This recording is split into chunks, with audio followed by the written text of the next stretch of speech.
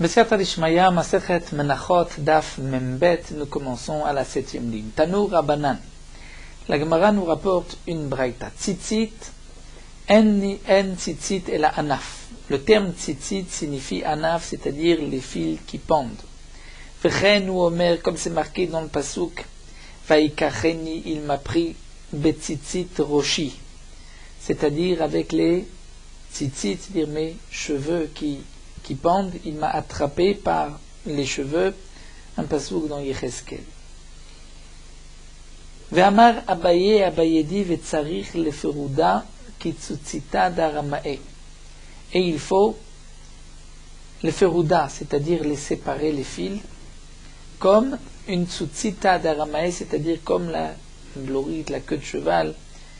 Parce qu'avaient les non-juifs, les idolâtres de l'époque, avaient l'habitude d'avoir attaché leurs cheveux, collé leurs cheveux droits et ensuite leurs cheveux tombaient, mais ils étaient séparés, ils étaient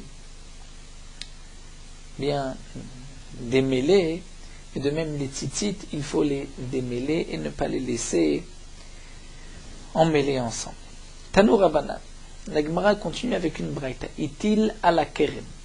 Si on a mis les tzitziot, nous dit Rashi, à la keren, c'est-à-dire sur le bord de l'angle du coin. Ou à la gdil, ou bien sur gdil, c'est-à-dire sur une partie, un fil qui dépasse de l'habit. C'est-à-dire que si on n'a pas vraiment placé les tzitziot, le trou des tzitziot n'a pas été mis dans l'habit, dans le coin de l'habit, mais sur le bord. Rabbi Eliezer ben Yaakov posel bishtem. Rabbi Eliezer ben Yaakov dit dans les deux cas c'est pas soul.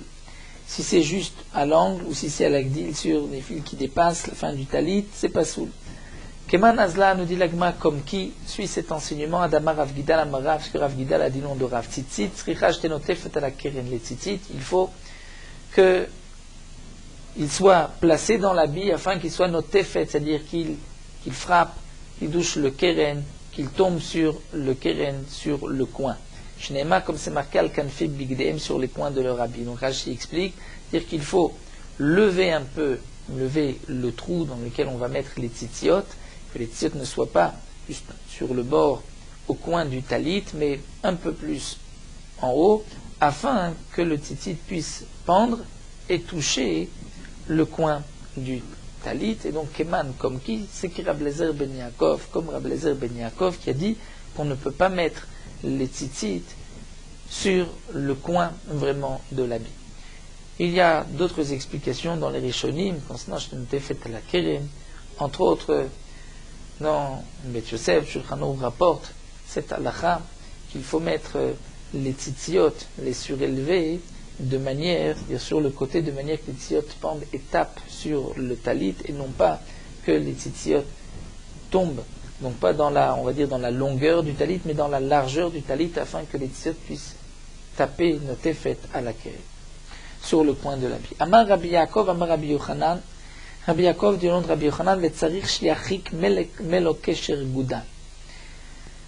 Nous avons vu plus haut un enseignement de Rav Papa que le tzitzit, c'est-à-dire le trou dans l'habit où on va rentrer à l'intérieur les tzitziot, faire pendre les tzitziot de ce trou.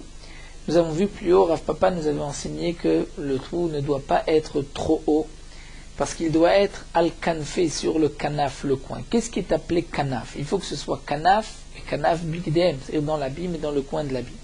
Rav Papa nous avait dit qu'on ne peut pas le surélever de plus de 3 etzbaot, de 3 doigts. Ici, Rabbi Yaakov vient de dire au nom de Rabbi Yochanan, il faut l'éloigner du bord de l'habit, comme kesher gudal, c'est-à-dire le premier nœud, c'est-à-dire la largeur du pouce, c'est-à-dire de la fin de l'ongle jusqu'au premier kesher, c'est-à-dire la première phalange du doigt, du pouce. C'est ce qu'on appelle Melokesher Gudal. Donc entre Melokesher Gudal et les 3 Etzbaot, comme nous allons voir, c'est là qu'on place le trou. C'est ce que l'Agma nous dit, Vitzer de Rav Papa, Vitzer de Rabbi Yaakov. Nous avons besoin de l'enseignement de Rav Papa et de celui de Rabbi Yaakov. De Rav Papa, si on a vu juste l'enseignement de Rav Papa, c'est-à-dire jusqu'à 3 doigts maximum, Avamina Toch Gimel Delolichik Tfe. On aurait expliqué que ce que dit Rav Papa, c'est-à-dire dans les 3 etzbaot, il ne faut pas l'éloigner, le monter plus. Mais Kamad Mekarev Maale, peut-être que plus on est proche du bord, c'est mieux. Itzterir de Rabbi Yaakov, c'est pour cela que nous avons besoin de l'enseignement de Rabbi Yaakov, nous dire non, il faut aussi l'élever un petit peu et qu'il soit à une distance de Melokesher Gudal, c'est-à-dire de longue jusqu'à la première phalange du pouce. Vim de Rabbi Yaakov, si on a vu l'enseignement de Rabbi Yaakov, Avamina, j'aurais pu dire Melokesher Gudal, Delo Lekarev Tfe. Peut-être que ce que Rabbi Yaakov voulait nous dire, c'est-à-dire le minimum. Il ne faut pas trop l'approcher de la fin de l'angle de l'habit. Il faut l'éloigner, Melokesher Gudal. Mais, Kamad Machik Maale, j'aurais pu croire que plus je m'éloigne de l'angle, donc même si je le mets au milieu de l'habit, proche du coin, mais pas dans les 3 etzbaot, j'aurais pu croire que c'est caché aussi, que c'est mieux. Donc on a besoin de l'enseignement de Rav Papa de nous dire qu'au maximum, c'est 3 etzbaot. La Gemara nous rapporte que Ravina et Rav Sama, ces deux Chachamim Avuyat Vekamed et Ravashi étaient assis devant Ravashi. Chazir, Rav Sama, les carnets des glimets de Ravina. Rav Sama a vu que l'angle de l'habit de Ravina, des satars, que satar, c'est-à-dire, 2 explications nous donne Rashi, ou bien que le trou s'est déchiré vers le bas, et donc les tzitziot pendaient, étaient plus proches de la fin de l'habit, et des coins de l'habit, il n'y avait plus cette distance de Melokesher Gudal entre la fin et les extrémités de l'habit et les tzitziot, ou bien que, nous dit Rashi, par en bas, le talit c'était des fils qui étaient tombés, des manchets qui étaient tombés, et donc c'était moins large vers le bas, il était plus étroit. Et donc au Batsar, il y avait entre la fin de l'habit et les tzitziot, il y avait moins Mimelo Kesher Gudal que cette largeur de Kesher Gudal du pouce. À Marley, alors Avsama dit à Ravina, Lo savar la mar leha de Rabbi Yaakov, tu ne penses pas, c'est-à-dire tu n'es pas d'accord avec cet enseignement de Rabbi Yaakov qu'il faut l'éloigner au moins Melo Kesher Gudal.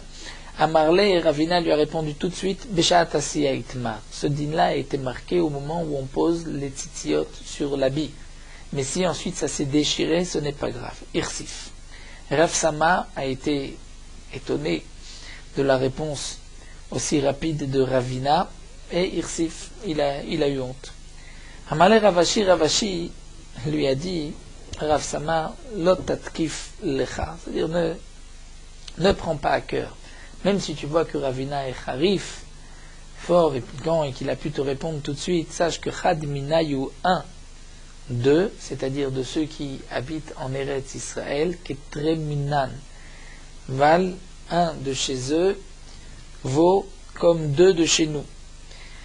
C'est-à-dire que Ravina, qui était d'Eretz Israël, est comme 2 Talmidei Chachamim de Bavel. Donc ne t'étonne pas si Ravina t'a répondu tout de suite. Ravacha bar Yaakov nous raconte l'agma que Ravacha bar Yaakov ramé arba'a. Il avait mis 4 fils, ve'ayef le'u mi'ef. Et Rashi nous explique, il pliait déjà, donc il prenait 4 fils, il les pliait en 2. Au me'ayel le'u beglima, et ensuite il rentrait de cette manière donc maintenant les 4 pliés, c'est-à-dire les 8 fils, ve'avik le'u mibak. Et ensuite, il faisait une de aniva, c'est-à-dire de boucle. C'est puisqu'il pliait, donc il avait fait une boucle, et il rentrait ensuite les 8 fils dans la boucle, et c'est ainsi que les tzitziot pendaient. Donc comme nous dit Rashi, c'était la dracha que nous avons vue plus haut, Gdil, Shnaim, Gdilim, encore 2, ça fait 4. Et donc d'après lui, on prenait les tzitziot qu'on plie, donc les 4 fils en 2. Nous avons maintenant 8 fils d'un côté et de l'autre côté une boucle. On rentrait la boucle dans le trou et ensuite on faisait rentrer les fils dans cette boucle et il y avait une anivas ainsi qu'il laissait pendre les tzitziot. Ça, c'est ce que Ravacha bar Yaakov faisait. Kassavar, il pense Ravacha bar Yaakov bainam tmanie beglima. C'est-à-dire, il faut 8 fils, faire pénétrer 8 fils dans le trou. afin que cette dracha gdil gdilim, c'est-à-dire 2, mon 4 bimkom til, c'est-à-dire que on va plier, on va faire rentrer d'emblée 8 fils, et non pas 4 fils qu'on va ensuite sortir de l'autre côté et plier pour avoir 8 fils qui pendent. Il faut dès le départ faire rentrer 8 fils. Rabbi Yirmiyah Midifti, lui, Ramet Mania de Inu Shitsa. Il faisait rentrer 8 fils pliés qui faisaient 16. Velo Avikleu. Mais il ne faisait pas de boucle de cette manière. Rachid dit que d'après Rabbi Yirmiyah Midifti, il faisait rentrer 8 fils, mais il ne pliait pas les tzitziot avant de les faire rentrer pour faire rentrer 16 fils. D'après lui, il fallait rentrer 8 fils et ensuite il faisait sortir, donc de l'autre côté, il y avait 16 fils qui pendaient. Fais-le avec lui, mais il ne les faisait pas rentrer, il n'y avait pas de boucle d'après lui. Marbere de Ravina, Avid Kedidan. Marbere de Ravina faisait comme ce que nous avons l'habitude de faire, c'est-à-dire de rentrer 4 fils et ensuite on fait sortir, donc de l'autre côté 4, on fait pendre 8 fils qu'on va ensuite attacher. Rav Nachman, Ashkeche le Ravada Barava, Rav Nachman lui a rencontré que trouvé Ravada Barava, Ramechute veka mevarech la sot tzitzit. Il a vu qu'il mettait les tzitziot, et au moment où il mettait les tzitziot dans le talit, il faisait la bracha, la sot tzitzit. Baruch ata Hashem, Hashem Kedishanu, qui nous a ordonné, la sot tzitzit, de faire des tzitzit.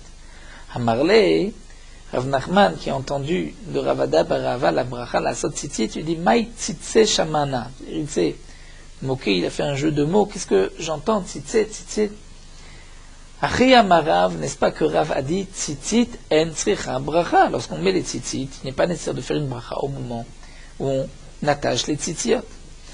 Kinach nafshe de Rav Huna, lorsque Rav Huna est décédé, al Rav Chizda, les mirme de Rav Aderav. Rav Chizda est monté au Beth Midrash pour poser la contradiction de 2 enseignements de Rav. Omi Amarav, est-ce que Rav a dit tzitzit en tzari bracha, comme on vient de le voir, qu'au moment où on met les tzitzit, on ne fait pas de bracha. Ve'am Rav Yuda Amarav, pourtant Rav Yuda a dit minaim les tzitzit, au nom de Rav, minaim les tzitzit bovet kochavim shipsula. D'où est-ce qu'on sait que si le non-juif attache les tzitziot à l'habit, c'est pas soul, shnemar daber bnei Israël vasulaim tzitzit, bnei Israël yasu, vasulaim c'est les bnei Israël qui vont attacher les tzitziot et pas velo avdei kochavim yasu, et pas un non-juif.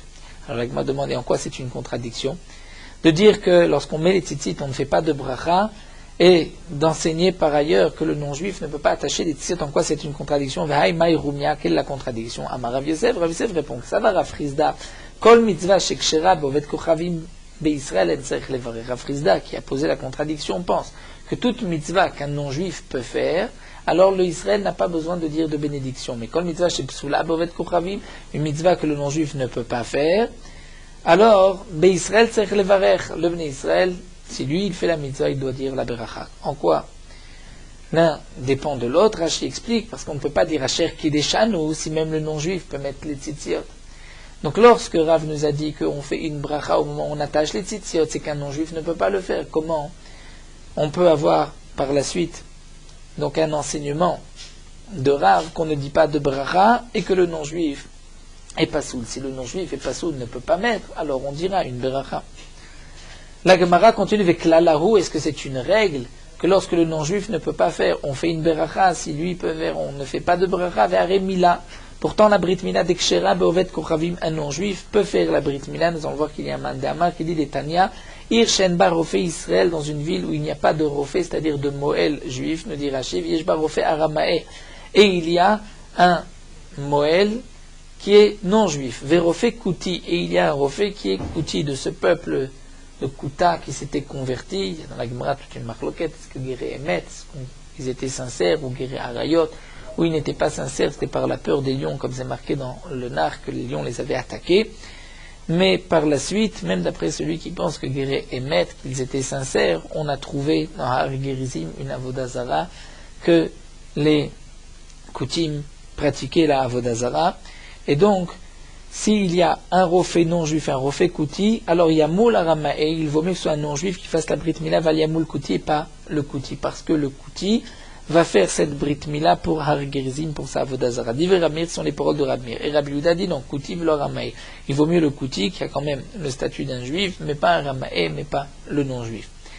Donc nous voyons ici que d'après Rabbi Meir, le non-juif peut faire la Brit Mila. Et pourtant, Israël tzarich levarer. En Israël, lorsqu'il fait la Brit Mila, il dit une berachad, amarmar amal omer, celui qui fait la Mila dira Baruch Hashem Lishanu Mutav et Tzivanu, qui nous a ordonné par ses commandements, qui nous a sanctifié par ses commandements, Vetziva nous a ordonné à la Mila. Donc voici qu'il y a une bracha, bien que le non-juif peut faire la Brit Mila. Donc c'est contraire à la règle que Rav Frisda a enseigné. La Gemara répond non, Midehu Ta'ama Ela le Rav. Ce que Rav Frisda a dit que l'un dépend de l'autre, c'est d'après Rav. Rav Frisda a posé la question d'après Rav.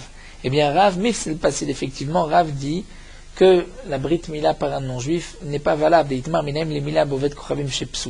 qu'on sait qu'un non-juif qui fait la Brit Mila est psoula.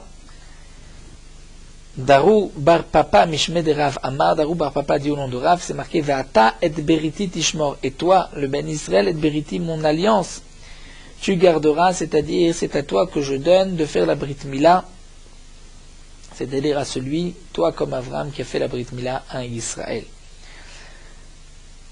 Rabbi Yochanan lui dit, puisque c'est marqué dans le pasuk Yimol Yimol, de là on apprend Amal Yimol, c'est-à-dire celui qui a fait la Brit Mila, donc le Israël, lui pourra faire la Brit Mila. Donc, nous voyons qu'effectivement, d'après Rav, l'un dépend de l'autre. Si le non-juif ne peut pas faire la Brit Mila, on fait une bracha sur la Mila. Donc Rav Frisda a posé la contradiction. D'un côté, Rav nous dit que pour les tzitzit, le non-juif ne peut pas attacher les tzitziot, et d'un autre côté, Rav nous dit que pour les tzitzit, on ne fait pas de bracha. Si le non-juif ne peut pas attacher, on devrait faire une bracha. La Gemara continue et nous dit, c'est vrai, mais Souka mesayele, tfilin aveti yufta. La Gemara nous dit, Souka, le dîne de Souka que nous allons voir, est une preuve à Rav Frisda. Mais tfilin, c'est une contradiction à ce principe de Rav Frisda. Arrête Souka d'Ekshera Bovet Koravim, voici que la Souka, un non-juif, peut fabriquer une Souka. Des Tanya, Soukat Ovde Koravim, la Souka qui a été fabriquée par un non-juif, ou Soukat Nashim par une femme, Soukat Behema par une bête, Soukat, donc un singe par exemple qui a fait une Souka, ou Soukat Koutiim, une Souka d'un Kouti. Souka est une Souka, ou Souka Mikol Makom, dans tous les cas, en Masechet Souka on explique que ce signifie Mikol Makom Kshera. Dire toutes les soukot, peu importe qui a fait la souka, c'est caché. Ou bilvad, à condition je t'aimais souchechet qu'il chata. Il faut que le srach m'ait été mis suivant les halachot de souka. Ou be Israël, et voici que le Israël, en tsarich levarer, ne fait pas de beracha. Detania, aussi souka l'atzmo, celui qui construit la souka, Omer, Baruch ata Hashem loken mecholam shechiyanu vikimanu vigianu lazmanazé, il fera la bracha de shechiyanu lorsqu'il construit la souka. Bal et chef bas, seulement lorsqu'il vient s'asseoir et manger dans la souka, Omer dira Baruch ata Hashem loken mechonam asher geleshanu mutav et tzivanu li chef bas souka. Fait la bracha que Kadosh Baruch Hu nous a ordonné d'être assis dans la souka. Vegilou la asot souka lo mevarech, mais il n'y a pas de bracha de faire la souka. Pourquoi? Parce que le non-juif peut aussi faire la souka. Donc voici, comme l'a dit Rav Frisda, que lorsque le non-juif peut faire la mitzvah, on ne dit pas de bracha. Le non-juif peut faire la souka, on ne fera pas de bracha au moment de la fabrication de la souka. Donc, souka est une preuve. Mais tfilin, c'est une contradiction. Puisque tfilin tiyuf tevare, tfilin epsulot bovet kochavim, les tfilin, le non-juif ne peut pas faire de tfilin. Detan et rafranina beriderava. Mais parcharnia, sefer Torah, donc, de Parchanes, c'est un endroit, nous dit Rashi, sefer Torah, tfilin, ou les mezuzot chez Kadvam, qui ont été écrites par un tzdoki, ovet kochavim, Kouti ou Oved Kochavim, c'est-à-dire par un sadducéen, un Kouti, ou un Oved Kochavim, un idolâtre, un non-juif, Eved, un esclave, Isha, une femme, ou Katan, ou un enfant, ou Moumar, un renégat, Psulim, les tfilines sont Psulim, chez Nehemar, c'est marqué Ukshartam, Urtavtam. Tu mettras les tfilines à ton bras, Ukshartam, et Urtavtam, vous écrirez, dans Mezouza, mais ça se rapporte aussi sur les tfilines, pour nous enseigner, Kol Sheshno Bekshira, Yeshno Bektiva. Celui qui a la mitzvah d'attacher les tfilines pourra écrire les tfilines. Celui qui n'attache pas, qui n'a pas la mitzvah des tfilines, ne peut pas écrire les tfilines. Donc la femme ne peut pas écrire les tfilines, un enfant, un éved et un non-juif non plus. Ou Israël, et pourtant le Israël, lorsqu'il va fabriquer les tefilin, écrire les tefilin, en tzarich levarech, il n'a pas besoin de dire de beracha. Deshalach Rabbi Chia berid Ravuna, Mishmed Rabbi Yochanan, comme Rabbi Chia, le fils de Ravuna, envoyé au nom de Rabbi Yochanan, al tefilin shel yad omer, sur les tefilin de la main, il dira, Baruch Asher Kedishanu b'mitzvah v'tzivanu le'aniach tefilin, il dira la beracha de le'aniach tefilin, la beracha que l'on dit lorsqu'on met les tefilin, et al tefilin shel rosh, d'après ceux qui ne font pas la beracha, c'est lorsqu'il aura parlé entre tefilin shel yad et shel rosh, Omer il dira, Baruch Asher Kedishanu v'tzivanu al mitzvah tefilin. Et pourtant, ve'ilu la'asot tefilin lo mevarech, on ne dit pas de beracha lorsqu'on écrit les tefilin. Donc voici une contradiction à Rav Nachman. Voici que les tefilin ne peuvent pas être écrits par un non-juif, et pourtant on ne dit pas de beracha. Et là, donc la Gemara reprend et dit, le klal de Rav Chizda n'est pas exact. Rav Chizda a voulu dire, lorsque le non-juif ne peut pas accomplir la mitzvah, ne peut pas faire, tu dis une beracha au moment de la siya. Si le non-juif peut faire, tu ne dis pas de beracha. Et donc, Rav Chizda a une question sur Rav à propos, nous sommes partis des tzitzit, où le non-juif ne peut pas attacher les tzitzit, et pourtant on ne dit pas de beracha. Eh bien, la Gemara dit, la raison est autre. Et la lava inutama. En vérité, ce n'est pas cela la raison. Mais kol mitzvah d'asiyata gmar mitzvah. Toute mitzvah dont la asiya, lorsqu'on applique, on fait cette mitzvah, on la termine. C'est là qu'on dit une beracha, kegon mila. Lorsqu'on va couper, c'est là on termine la mitzvah. Afalgav dekshera bovet kochavi, même d'après Rabbi Meir, qui disait que la mila est kshera par un non-juif, eh bien, Israël tzarich levarer. Pourquoi? Puisque la mitzvah se termine par cette asiya, par cette action. Echol mitzvah de asiyata lav gmar mitzvah, et toute mitzvah dont l'action ne se termine pas, comme tfilin, afalgav des psulot bovet kochavi, Israël no tzarich levarer. Bien que les tefilin ne peuvent pas être écrits par un non-juif, mais l'écriture n'est pas la mitzvah, ça ne s'arrête pas là. Il faut ensuite mettre dans un boîtier et les porter. Donc, même si c'est pas soul par un non-juif, l'Israël ne peut pas dire de beracha. On ne dit de beracha que lorsque la mitzvah se termine par cette action. Ou betzitzit, et concernant la mitzvah de tzitzit, beha kamiflige, c'est sur ce point-là que Rav Nachman et Rav Chizda sont en machloket. Rav Nachman qui a rapporté au nom de Rav qu'on ne dit pas de beracha lorsqu'on attache les tzitzit. Et Rav Chizda qui lui a dit au contraire, on doit dire une beracha puisque c'est pas soul par un non-juif. Eh bien, c'est là leur machloket. Mar sava chovat talitu, l'un pense que c'est une obligation de l'habit. Si c'est une obligation de l'habit, donc lorsque on attache les tzitziot, on termine la mitzvah, donc on devrait faire une beracha. C'est ce que demandait Rav Chizda. Et Rav Nachman lui pense Mar sava chovat gavrai. C'est une obligation sur la personne. Donc lorsqu'il s'enveloppe du talit, c'est là où il dira la bracha, pas au moment où il attache les tzitziot. Amarle Rav Mordechai, le Ravashi, Rav Mordechai, le Ravashi, Atun achim matnitula. Vous, c'est ainsi que vous l'enseignez. C'est-à-dire, nous explique Rashi, cet enseignement de Rabbi Yehuda au nom de Rav. Et donc c'est pour cela que vous avez une contradiction de Rav. Mais Ananu achim matnitula. Voici comment on enseigne l'enseignement de Rabbi Yehuda au nom de Rav. Amar Rabbi Yehuda, Amar Rav, minaim le tzitzit bovet kochavim shekshera. Vous avez enseigné que Rav a dit que les tzitziot ne peuvent pas être attachés par un non-juif. Donc vous avez posé la question, pourquoi on ne dit pas nous de beracha? Bien nous, nous enseignons différemment que Rabbi Yehuda du nom de Rav que les tzitziot botkovet mishera. Le non-juif peut attacher des tzitziot shenema. Daber el bnei Israël vasu lahem tzitzit. Que signifie ve'asu? Ye'asu lahem. Dire on leur fera. Acherim, d'autres, c'est-à-dire les non-juifs, peuvent attacher les tzitziot. Donc c'est vrai que si les non-juifs peuvent attacher les tzitziot, on comprend pourquoi il n'y a pas de bracha lorsqu'on attache les tzitzit. Donc l'Agma nous donne en vérité deux raisons. Ou bien, pourquoi on ne dit pas de bracha lorsqu'on attache les tzitzit? Parce qu'un non-juif peut aussi attacher les tzitzit, ou même si on dit que le non-juif ne peut pas attacher les tzitzit, comme nous l'avons vu, on ne dit pas de beracha puisque on ne termine pas par cette action la mitzvah. Et c'est vrai que d'après le mandama chovat talit, puisqu'on termine, puisque la mitzvah c'est sur le talit, même s'il est rangé dans une armoire, il faut mettre des tzitziot. Lorsqu'on met des tzitziot, on accomplit la mitzvah, il faudra faire une beracha. La Gemara continue, Amar Rabbi Yehuda Amar Rav, Asa'an mina kotzin, si on a fait les tzitziot des kotzin. C'est quoi les kotzin? Rashi explique, à kotzim aniktsatsin, c'est-à-dire les fils qui pendent de chaque... Lorsqu'on prépare, on tisse un habit, il y a toujours des chutes de fils, des fils qu'on coupe lorsqu'on va mégaliser l'habit. donc de ces kotsim, on ne pourra pas faire des tzitzit. Ou mina nimin, donc on appelle ça des kotsim. Donc kotsim, ça se traduit normalement par des échardes, des épines, des ronces. Ici, nous dit Rashi, kotsim, c'est une lachon ktsitsa qu'on a coupé, c'est-à-dire les fils qu'on a coupés, ou encore dit Rashi, kotsim, milachon, comme hutzin, c'est-à-dire que ce qu'on sort de l'habit, ou kotsim d'après la girsa, c'est-à-dire que kotsim, comme des pics. Ou mina nimin, on ne fera pas non plus les tziot de nimin, c'est-à-dire de ce qu'on sort de l'habit au moment de la couture. Ou mina gardine. Gardine, c'est les franges de l'habit. Psoula. Donc si on a fait les tzitziot de cette laine, c'est pas soul.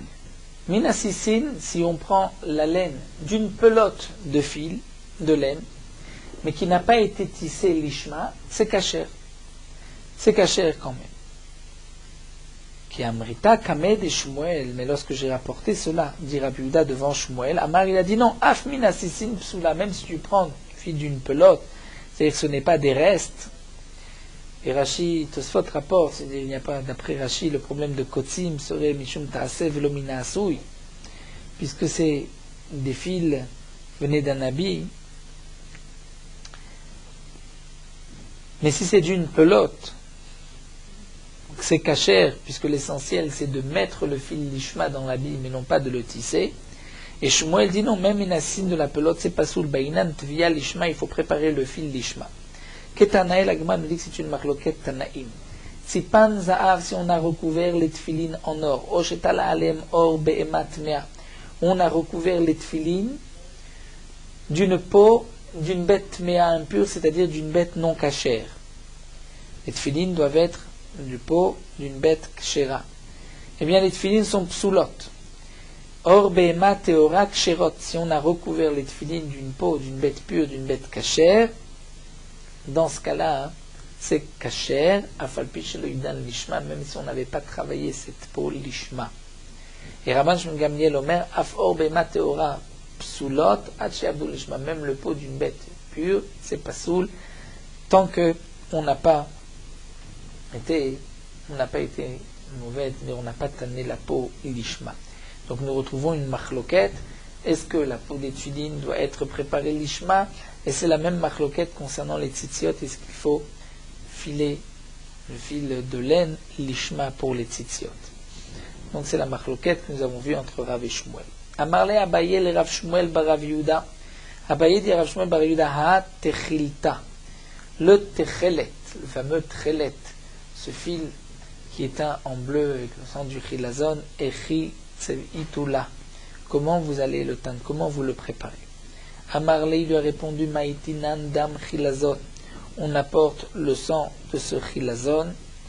Le chilazon, aujourd'hui, nous ne savons pas exactement qu'est-ce que c'est le chilazon. C'est vrai que ces dernières années, il y a eu plusieurs chitotes, loquettes concernant le chilazon. Peut-être que c'est ce chilazon, mais note, il y a 3 ou 4 chitotes concernant le chilazon. Mais malgré tout, on peut dire encore le rov du klal Israël, pense qu'on ne doit pas mettre de techelet, même si on suppose que ce serait peut-être ce chilazon, le chilazon que nous avons trouvé, serait peut-être le chilazon de l'époque, étant donné que le chilazon fait partie des dinim où on doit avoir une massoret, une tradition. Et il y a eu une époque où la tradition s'est perdue. Donc on ne peut pas, même si, avec toutes les vérifications possibles, toutes les preuves qu'on peut trouver, et dire que c'est le chilazon, mais s'il manque la massoret, on ne peut pas, donc d'après certains, d'après le Rov et Poskim, qui n'ont pas institué le tchelet. Dans le klal Israël, c'est la raison parce qu'il n'y a pas de massoret, de tradition. Donc à l'époque, il y avait le chilazon, on prenait du dam de chilazon, des samanim, et des samanim, c'est-à-dire, et aussi des sortes de,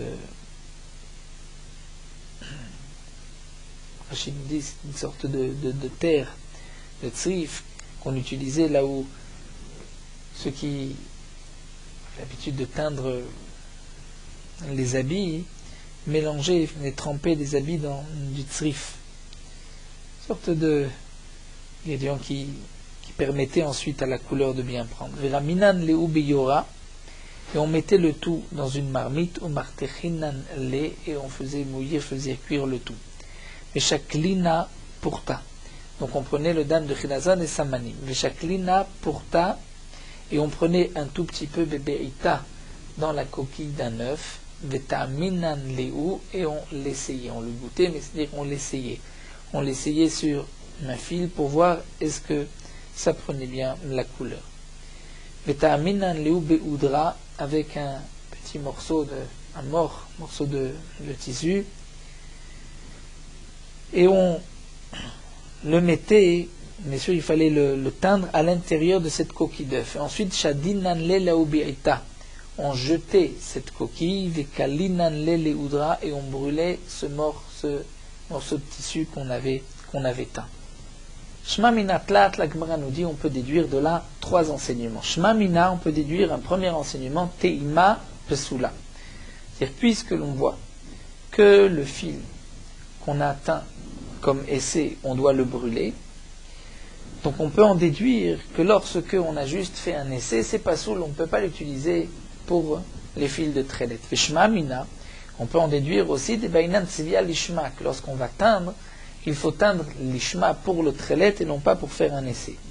Et shma mina est 3e point, que teima pasla, ou d'après la girsa que nous avons sur le côté, taama pasla, c'est-à-dire que puisque l'on voit qu'on ne peut pas remettre ce qui a été versé dans la coquille, là où on a teint le premier fil, on ne peut pas le remettre dans la marmite. De là on apprend que si on remet ce qui était dans la coquille, c'est-à-dire ce qui a servi comme essai, on le remet dans la marmite, c'est pas soul. La Gemara va poser une question, mais comment tu peux déduire 3 enseignements? Ainu teima psula, ainu tzivia lishma. Le premier enseignement et le deuxième sont les mêmes. Si le fil, tu le brûles parce qu'il n'est pas soul, pourquoi il n'est pas soul? Parce qu'il n'a pas été teint lishma. C'est donc la même chose que tzivia lishma. Ce ne sont pas 3 enseignements, c'est 2 enseignements. Amar Ravashi répond effectivement. Il n'y a que 2 enseignements. Matam kama. Il a voulu expliquer pourquoi. Matam teima psula. Pourquoi le fil qui a servi d'essai est pas soul? Mishum de bainan tzivia lishma. Parce qu'il faut le teindre lishma. Et la Gemara nous rapporte une machloket, un ketanae. Teima psula.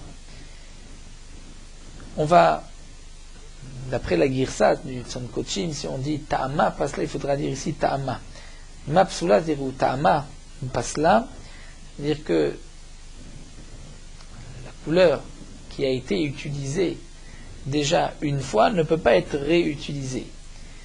D'où est-ce qu'on le sait? Mishum sheneema, parce que c'est marqué kalil techelet, c'est-à-dire kalil techelet, que le bleu qui va servir à l'habit du Meil, du Kohen Gadol, ce bleu, c'est-à-dire cette laine qui va être teinte, il faut qu'elle soit kelil trelet, c'est-à-dire entièrement, c'est-à-dire que tout le trelet soit là, que on n'ait pas utilisé cette couleur, ce trelet pour autre chose auparavant, d'Ivri Raphanina ben Gamliel. Donc on voit que d'après lui, si on a utilisé, on a fait un essai, on a utilisé une marmite ou une quantité de trelet pour un fil, on ne pourra pas ensuite réutiliser ce trelet. Et si on le renverse dans une autre marmite, c'est sûr que tout sera pas soul. Et Rabbi Yochanan ben De'abai omer nous aflu maresheni sheba kasher mishum shenema ushni tolat. Même le deuxième, dire même si on a déjà teint une première fois et maintenant on met un deuxième fil, c'est kasher, puisqu'on apprend de ushni tolat, de ce rouge shni tolat, puisque c'est marqué Sheni, la shon Sheni, c'est-à-dire même le deuxième est aussi appelé Tolaat, aussi appelé le rouge d'un verre, Sheni Tolaat, et donc de même on dira pour le trelet, nous dit Rashi, que le trelet aussi a le même din que le Sheni Tolaat, même le deuxième trelet sera aussi kasher, donc d'après lui, d'après Rabbi Yochanan ben De'abai, Teima ou Ta'ama n'est pas pasoul et kasher. Nous terminons sur Meorot Halacha Daf Membet. On fixe la mezouza au poteau de la porte à partir du troisième tiers de la porte, c'est-à-dire qu'on divise la porte en trois, et dès que commence le troisième tiers vers le haut, on posera la mezouza. Si on a fixé la mezouza dans le troisième tiers, mais pas juste au début du troisième tiers, c'est kasher à condition de l'éloigner d'un tefar du mashkof. Lorsqu'on fixe, celui-ci, on fixera la mezouza en dessous du troisième tiers supérieur, là on n'a pas accompli la mitzvah, il faut l'enlever et remettre la mezouza à la bonne place. Lorsque l'encadrement de la porte est très haut, et que le début du troisième tiers est bien au-dessus des épaules et de la tête des gens qui rentrent, comme dans une grande salle, une salle de fête, à ce moment-là, on fixera la mezouza à la hauteur des épaules, même si c'est en dessous du troisième tiers supérieur. Certains sont holkim et pensent que dans tous les cas, on devra mettre la mezouza à partir du troisième tiers supérieur d'un tiers de la porte, même si c'est au-dessus des épaules et de la tête des gens. Donc on voit que dans les poskim, ils nous disent que pour accomplir, s'acquitter de cette obligation d'après tout le monde, si on peut fixer un mashkof, un linteau en plus, un peu plus bas, afin de pouvoir placer la mezouza dans le tiers supérieur, mais qui est aussi à la portée des gens, c'est mieux. De cette manière, on accomplira la mitzvah d'après toutes les déotes.